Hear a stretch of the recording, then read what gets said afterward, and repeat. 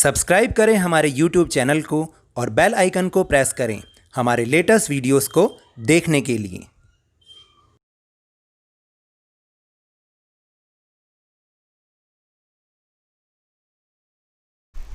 Hello and welcome to Lavneesh sir की class.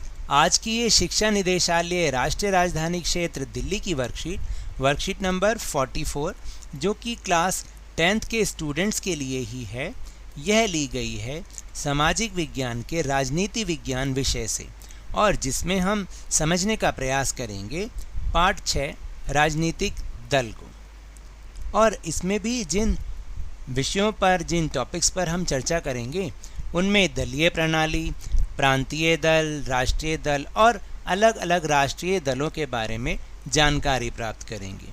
तो आपको तो याद ही है कि पिछली वर्कशीट से हमने इस पाठ को आरंभ किया था जिसमें ये जाना था कि राजनीतिक दल होता क्या है और राजनीतिक दल के घटक क्या होते हैं, यानी राजनीतिक दल किन किन चीज़ों से मिलकर बना होता है।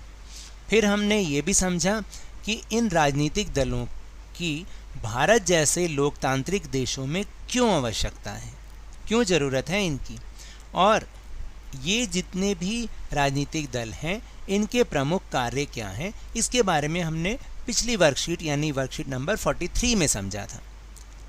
तो इस वर्कशीट को अब हम समझते हैं और मेरे साथ कोशिश करते हैं कि इसमें क्या है उसको हम कैसे समझें, क्या है उसके बारे में उनका अर्थ हम जानें। तो चलिए सबसे पहले शुरुआत करते हैं दलीय प्रणाली से। दलीय प्रणाली क्या होती है, यानी दलों के काम करने का तरीका, यानी जिस तरह से राजनीतिक दल कार्य करते हैं या राजनीतिक दलों की क्या विशेषताएं हैं, किस तरीके से वो हैं किसी देश में, इसके बारे में हम बात कर रहे हैं और उसको ही हम दलीय प्रणाली कहते हैं। तो कई देशों में क्या होता है कि एक ही दल को सरकार बनाने व चलाने की आज़ादी होती है।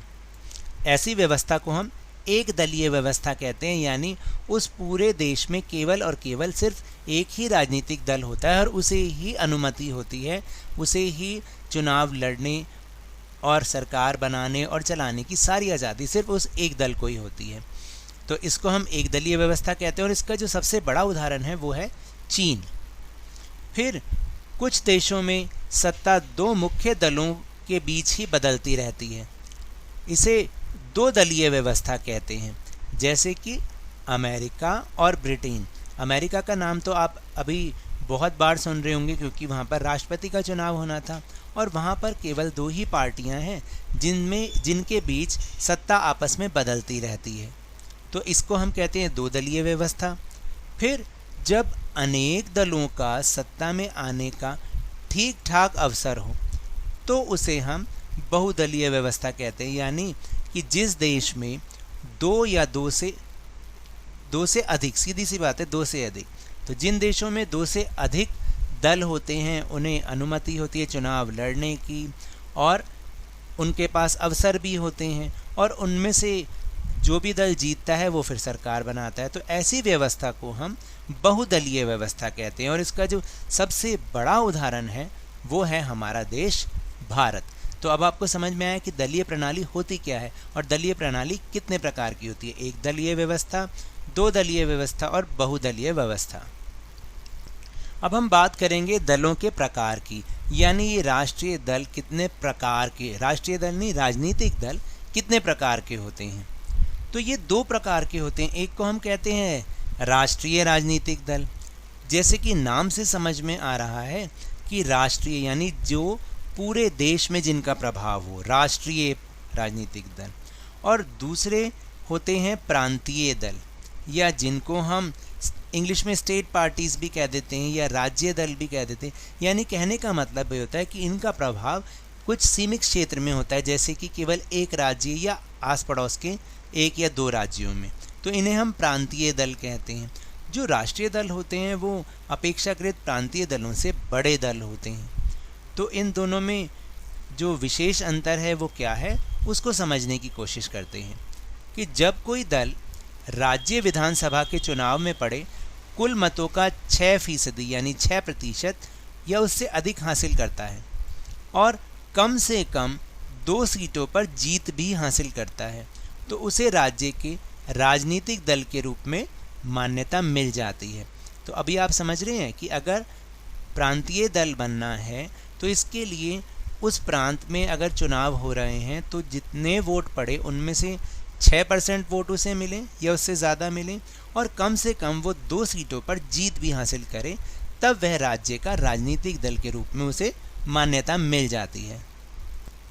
इसके बहुत सारे उदाहरण हैं, जैसे कि दिल्ली में और पंजाब में आम आदमी पार्टी, लोक जनशक्ति पार्टी, जिसके बारे में अभी 1 या 2 दिन पहले आपने खबर भी सुनी होगी कि जो इनको बनाने वाले थे श्री राम विलास पासवान जी, उनका निधन हो गया, इसलिए मैंने आपको नाम बताया, लोक जनशक्ति पार्टी। फिर जनता दल यूनाइटेड और शिवसेना। शिवसेना का नाम तो आप सुनते ही रहते होंगे, इसका प्रभाव महाराष्ट्र में बहुत ज़्यादा है, इसलिए इसको प्रांतीय दल कहते हैं या राज्य दल कहते हैं। फिर राष्ट्रीय दल बनने के लिए क्या योग्यता होनी चाहिए? अगर कोई दल लोकसभा चुनाव में पड़े कुल वोट का अथवा 4 राज्यों के विधानसभा में पड़े कुल वोटों का 6% हासिल करता है, ये 2 कंडीशन है, इनको ध्यान रखिएगा, और लोकसभा चुनाव में कम से कम 4 सीटों पर जीत दर्ज करता है तो उसे राष्ट्रीय दल की मान्यता मिल जाती है। तो देखिए दोनों में क्या फ़र्क है कि जो प्रांतीय दल होते हैं उसको केवल उस प्रांत की विधानसभा के जब चुनाव हुए तो उनके 6% या उससे ज़्यादा वोट और 2 सीटों पर जीत हासिल करनी होती है तो वो प्रांतीय दल बनता है।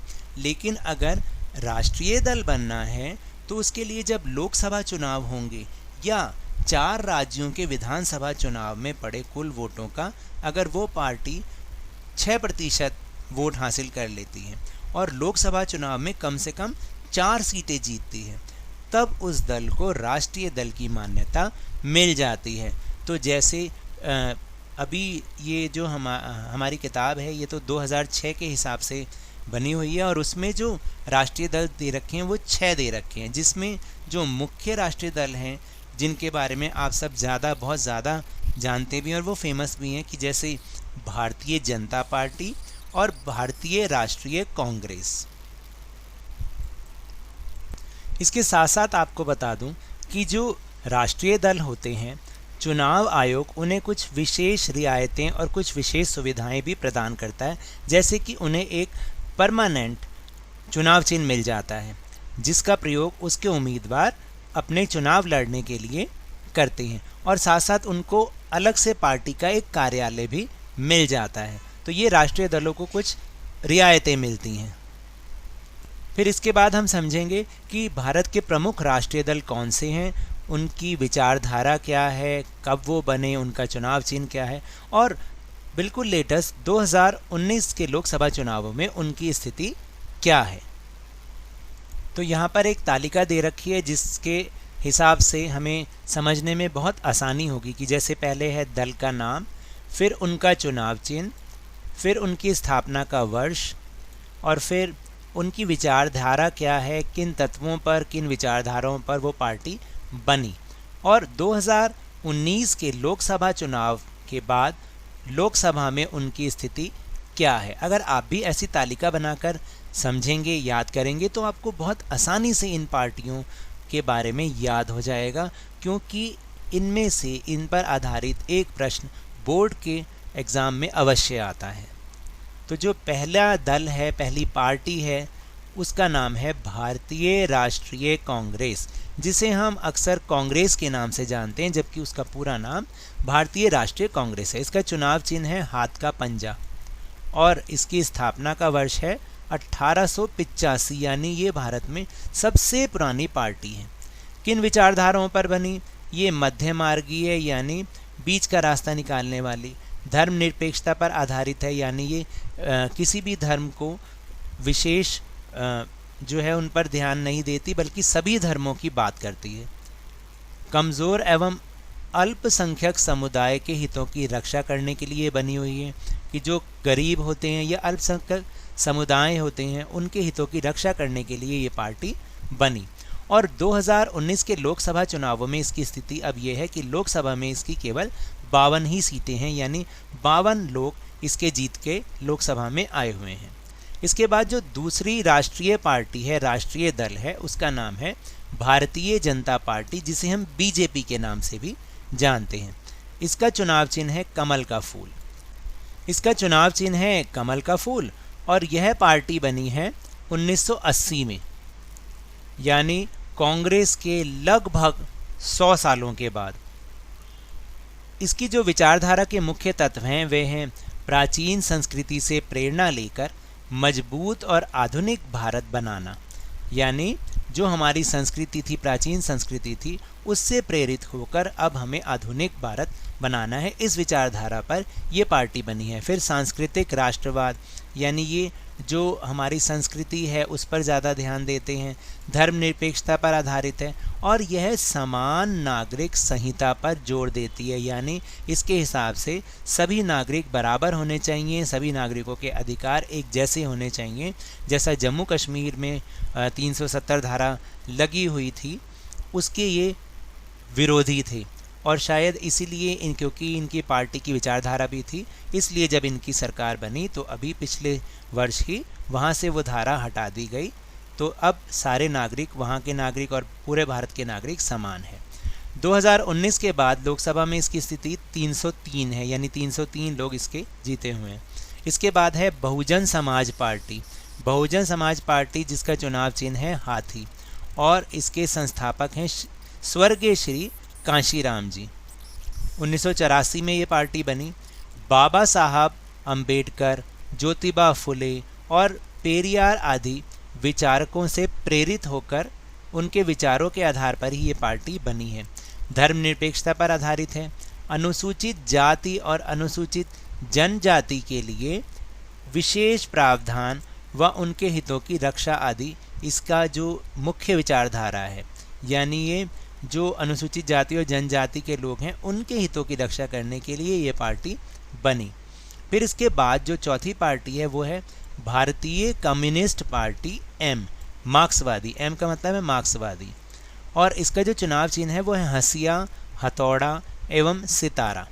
आपने देखा होगा कभी लाल रंग का झंडा होता है जिस पर ये चीज़ें बनी होती हैं और इसकी जो स्थापना हुई वो हुई 1964 में। मार्क्सवाद लेनिनवाद में इनकी आस्था है। अगर आपको याद हो तो आपने जब रूस की क्रांति पढ़ी थी 9th में तो उसमें ये नाम आए थे। समाजवाद, धर्मनिरपेक्षता और लोकतंत्र की समर्थक ये पार्टी है और साम्राज्यवाद और सांप्रदायिक ताकतों का विरोध करती है, यानी जो एक ही धर्म की बात करते हैं उनका ये विरोध करती है ये पार्टी। और लोकसभा चुनाव 2019 में इनकी स्थिति अब है 3। इसके बाद पांचवी पार्टी के बारे में हम समझ रहे हैं, वो है भारतीय कम्युनिस्ट पार्टी। वो भारतीय ऊपर वाली भारतीय कम्युनिस्ट पार्टी एम थी और ये भारतीय कम्युनिस्ट पार्टी यानी ये पुरानी पार्टी है। इसका जो चुनाव चिन्ह है वो है गेहूं की बाली एवं हंसिया, यानी जो किसानों का मुख्य हथियार है हंसिया, जिससे वो फसल काटते हैं। ये पार्टी 1925 में बनी थी। मार्क्सवाद, लेनिनवाद, धर्मनिरपेक्षता एवं लोकतंत्र में इनकी आस्था है और अलगाववादी और सांप्रदायिक ताकतों का ये विरोध करते हैं और इसी से टूट के जो अभी हमने ऊपर पार्टी पढ़ी वो बनी थी। फिर इसके बाद जो छठे नंबर की राष्ट्रीय पार्टी है उसका नाम है राष्ट्रवादी कांग्रेस पार्टी, जिसका चुनाव चिन्ह टेबल की घड़ी है, टेबल घड़ी है, एनसीपी इसे हम बोलते हैं। और इसकी जो स्थापना हुई वो हुई 1999 में। इससे पहले मैं आपको बताना भूल गया कि भारतीय कम्युनिस्ट पार्टी की लोकसभा में स्थिति इस समय 2 सीट है और राष्ट्रवादी कांग्रेस पार्टी जो है वो गांधीवाद, धर्मनिरपेक्षता, सामाजिक न्याय एवं संघवाद इत्यादि पर जोर देती है और इसी विचारधारा पर ये पार्टी बनी है। और वर्तमान में लोकसभा में इसकी स्थिति 5 सीट है। तो ये जो हम आपको बता रहे हैं कि राष्ट्रीय दल का आधार, जो इसमें राष्ट्रीय दल बता रहे हैं उसका जो आधार वर्ष है वो 2006 में भारतीय चुनाव आयोग की संस्तुति है, यानी भारतीय चुनाव आयोग के अनुसार हमने ये 6 राष्ट्रीय दल आपको समझाए हैं। तो ये थे वर्कशीट के टॉपिक। अब हम चलते हैं अपने प्रश्नोत्तर की ओर। तो पहला प्रश्न है कि लोक जनशक्ति पार्टी किस राज्य का एक प्रांतीय दल है। तो आपको ये बताना है कि किस राज्य का है ये। तो उत्तर है इसका कि लोक जनशक्ति पार्टी बिहार राज्य का एक प्रांतीय दल है। फिर जो दूसरा प्रश्न है कि वो है भारतीय राष्ट्रीय कांग्रेस पर एक संक्षिप्त नोट लिखिए। जैसे कि मैंने आपको बताया था, तो किसी भी पार्टी के बारे में इस तरीके का प्रश्न आ सकता है। तो यहाँ तो मैंने कम से कम 6 पॉइंट लिखे हैं और 5 नंबर के हिसाब से लिखा है। आप इसको छोटा करके 3 या 4 पॉइंट भी लिख सकते हैं, वो आपके ऊपर है कि आपको किस तरीके से समझना है और याद करना है। तो चलिए इसके बारे में समझते हैं। तो पहला जो इसका पॉइंट है वो है कि ये दुनिया की सबसे पुरानी राजनीतिक पार्टियों में से एक है और इसकी स्थापना 1885 को हुई थी। दूसरा, ये भारत को एक आधुनिक धर्मनिरपेक्ष लोकतांत्रिक गणराज्य बनाने में विश्वास रखती है। फिर तीसरा पॉइंट है कि भारतीय राष्ट्रीय कांग्रेस अपने वैचारिक रुझान में मध्य मार्गी पार्टी है, जैसे मैंने अभी आपको ऊपर समझाया। फिर चौथा है कि इस दल ने धर्मनिरपेक्षता और कमज़ोर वर्गों तथा अल्पसंख्यकों के हितों को मुख्य एजेंडा बनाया है। फिर पांचवा पॉइंट है कि ये नई आर्थिक नीतियों की समर्थक है, पर इसका बुरा असर गरीब और कमज़ोर वर्गों पर ना पड़े, इसको लेकर भी वो अलर्ट रहती है, सचेत रहती है। फिर छठा पॉइंट है कि ये जम्मू और कश्मीर के संदर्भ में यथास्थिति को लेकर संतुष्ट है, यानी वो चाहते हैं कि जैसे जम्मू कश्मीर 370 हटने से पहले था कि वैसे ही होना चाहिए। और पॉइंट नंबर 7 है कि कांग्रेस देश के लिए समान नागरिक संहिता को ठीक नहीं मानती। वो ये नहीं मानती कि सब जो है सबके लिए एक जैसा कानून हो, जहाँ विशेष स्थिति हो तो उनके लिए विशेष कानून भी हो। फिर प्रश्न नंबर 3 है भारतीय जनता पार्टी पर एक संक्षिप्त नोट लिखिए, यानी भारतीय जनता पार्टी के बारे में बताना है। तो इसके पहला पॉइंट है जो इसका है वो है कि अपेक्षाकृत ये नई राजनीतिक पार्टी है और इसकी स्थापना 1980 में हुई थी। दूसरा है कि ये भारत की प्राचीन संस्कृति और मूल्यों से प्रेरणा लेकर मजबूत और आधुनिक भारत बनाने में विश्वास रखती है। और तीसरा पॉइंट है कि भारतीय जनता पार्टी अपने वैचारिक रुझान में दक्षिणपंथी पार्टी है। चौथा पॉइंट है कि यह सांस्कृतिक राष्ट्रवाद में विश्वास रखती है। पांचवा पॉइंट है कि यह भी आर्थिक सुधारों में विश्वास करती है, लेकिन बहुत सारे क्षेत्रों में विदेशी निवेश का विरोध भी करती रही है।